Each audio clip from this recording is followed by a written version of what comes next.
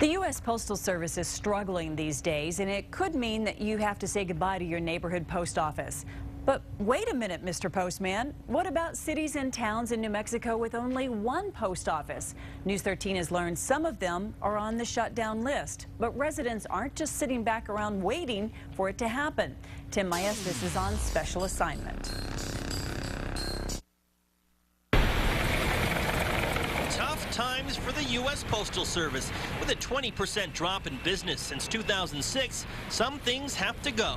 Actually, many things. Nationwide, they've announced that they're going to try to close 2,000 post offices in the next 5 years. That means the future of post offices in areas like this across the state is uncertain. Very much for our community, it's a core, it's a center. She doesn't quite have the northern New Mexico accent, but there's no doubt Shelley Rains has made it her home. It's always a shock when it actually happens, when you open your box and there's the letter. After receiving notice in April, she is now at the center of a boiling battle to save this tiny post office. Holman's had one for more than 100 years. The list of post offices targeted for closure is a work in progress, but as of now, Holman's is on the list.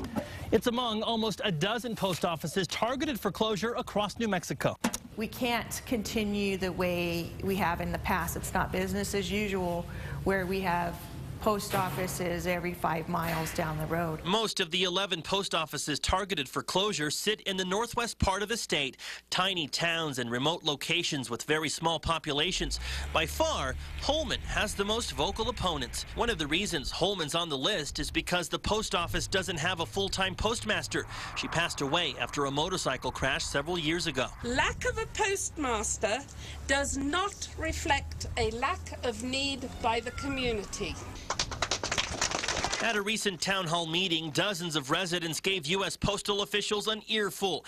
One option is to install community mailboxes like this one. We have one of those. They broke into about 6 or 7 times. And if we don't change our ways and have 5 post offices in a 10-mile radius, we won't be here for anybody. The Postal Service points to the fact Holman sits so close to so many other post offices. The Cleveland Post Office is less than 3.5 miles away. The Mora Post Office is 5.5 miles away. Another in Chacon is about 7 miles away. But for Holman residents, the issue isn't about that. This may sound old-fashioned and silly.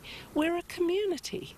And a community has always had a post box. As far as being on a map or whether you'll still have your zip code, none of that changes. You're still a town regardless of whether or not you have a post office. Postal officials say all of the residents' feedback will be considered before the decision is made.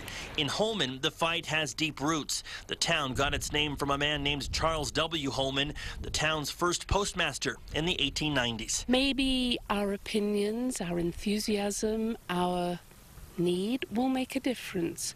Maybe it won't. But if you do not fight, you can never win.